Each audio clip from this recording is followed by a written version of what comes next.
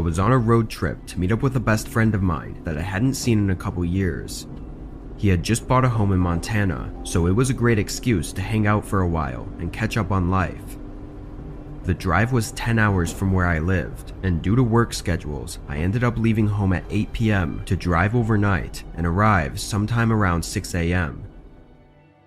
I was tired from having worked the whole day before leaving, and being alone on the road made it hard to keep my eyes open. I knew it was going to be a struggle, but after a few hours of driving, I was struggling much more than I'd anticipated. By 1 a.m., it was becoming dangerous how sleepy I was getting, so I was going to pull over at the next town and find a parking lot to rest in for a few hours. But as I continued driving, there was nothing but road for miles and miles. I must have fully dozed off, because the next thing I knew, I was halfway in a ditch slamming on my brakes. Thankfully, I had woken up in time to stop from hitting any trees or causing serious damage to my car, but I was way off the side of the road. After taking a moment to collect myself, I got out and assessed the situation. It was very dark outside, with only the headlights from my car providing light, but the situation did not look good. I had veered a few feet off the road into a steep ditch that separated the road from the woods. I stepped onto the road and looked all the way down in both directions, but it was completely dark both ways.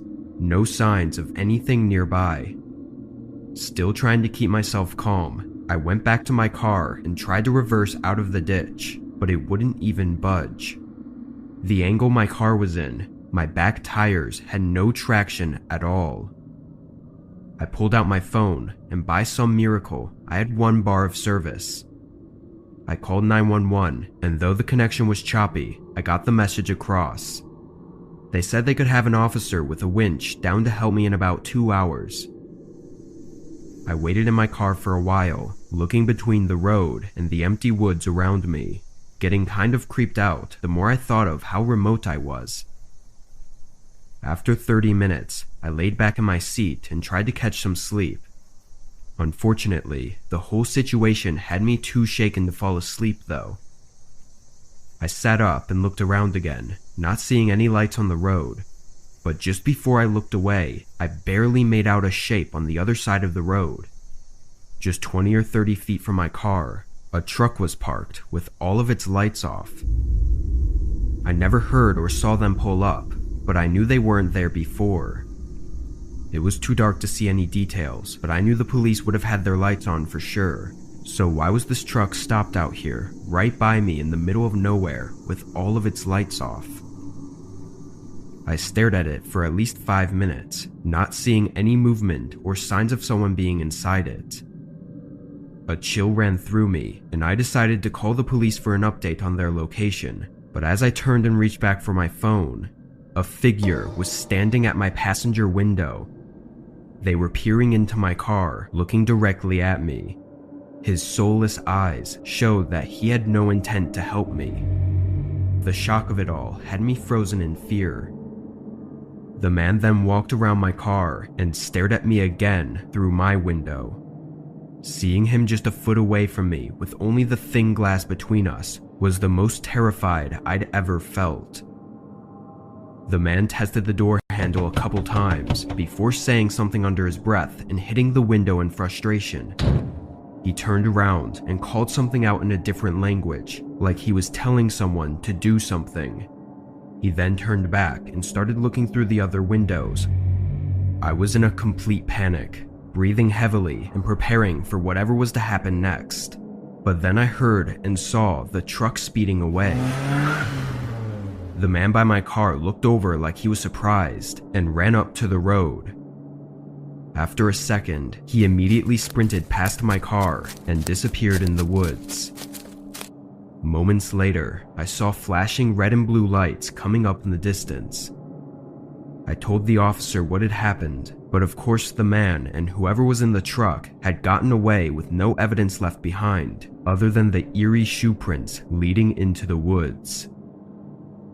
All in all, I made it to my friend's house safely afterwards, but there have not been any updates on the men.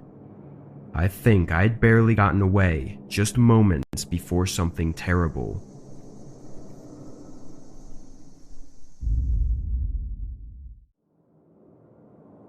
I took up a job at a popular pizza restaurant last year for evening shifts after school. I just wanted some money to pay for my bad eating habits, and this was a familiar place, so I didn't think twice about taking the job. It was a chill place to work, and most of the other workers were students like me. This happened on one of my Friday shifts, and it still has been the only strange occurrence that's happened to me on the job.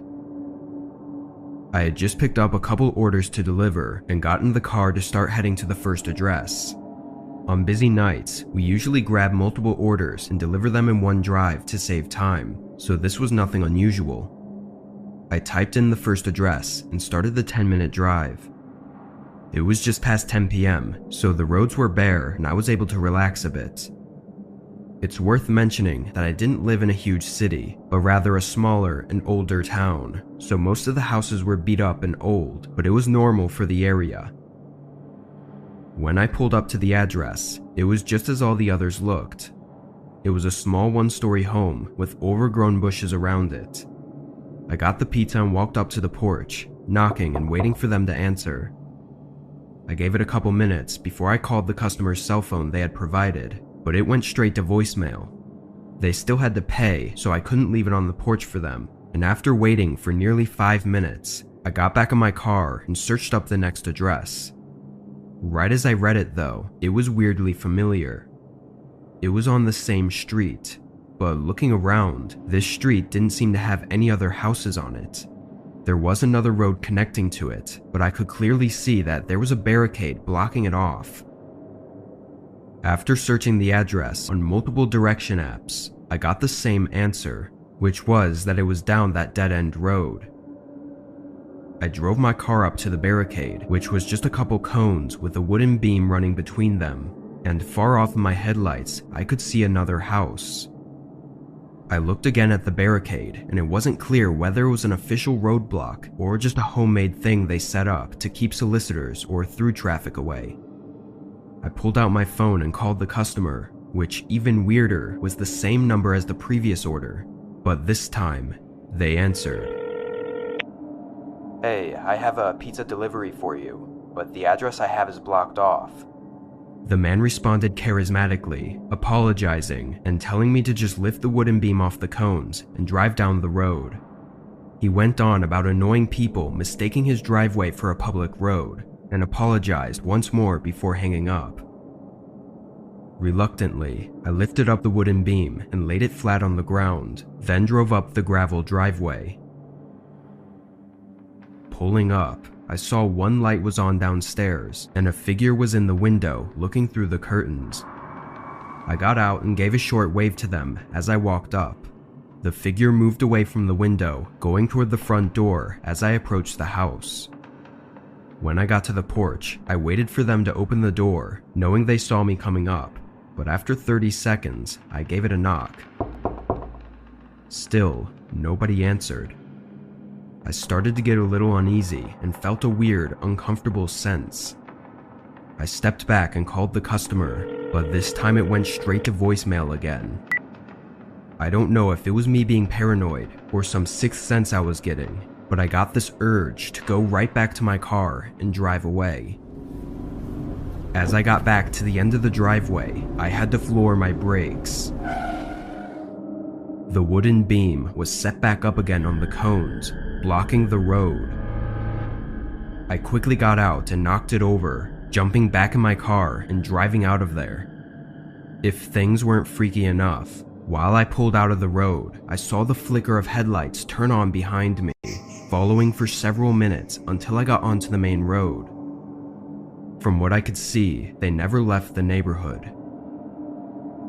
When I got back to the restaurant, I told my manager, who called the police for me, which I admittedly wouldn't have done. Still, nothing was found. It did turn out that the 2 homes the pizzas were ordered to were vacant, empty houses that weren't even for sale or anything. To this day, I don't know if it was just some sick joke with no harm intended, or if they were plotting some gruesome attack, but thankfully my instinct saved me from having to find that out.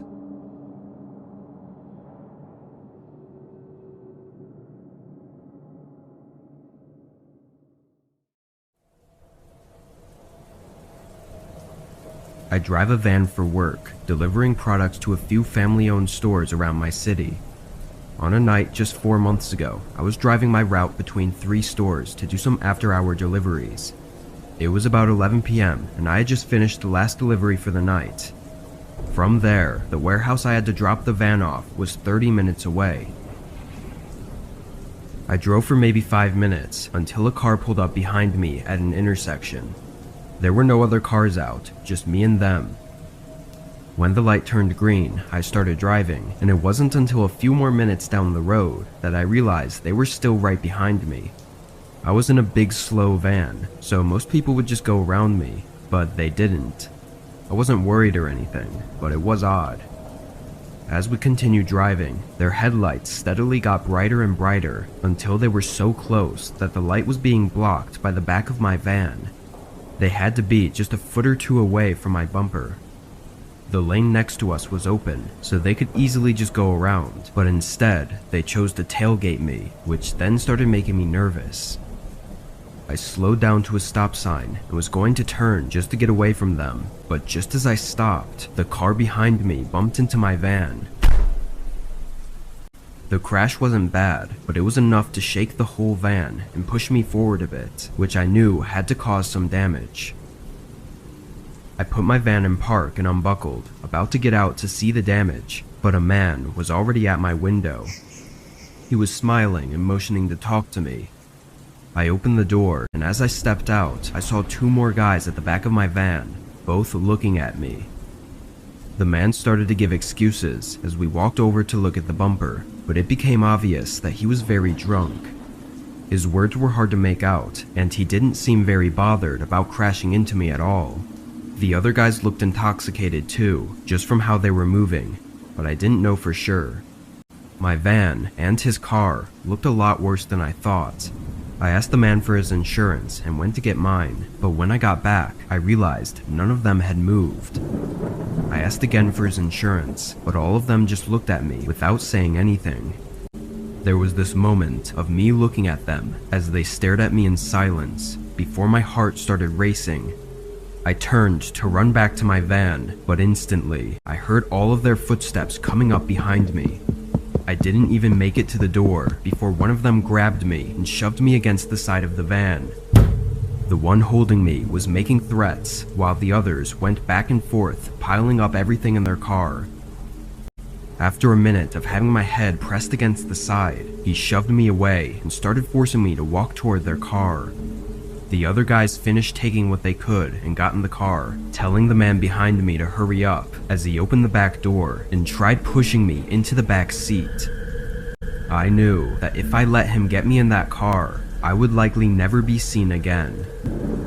I put all of my strength into fighting back, doing everything I could to make it as difficult as possible to get me inside. After a 20-second struggle, he tossed me away and got in himself, then they drove off. I got up and ran to get my phone from the center console, then called the police. The men who attacked me couldn't be identified and still haven't been, and it was hard to say if it was a one-time drunk attack or something they had done before. What they plan to do by bringing me in the car with them is also a mystery, but I think we all know what would have been the most likely outcome.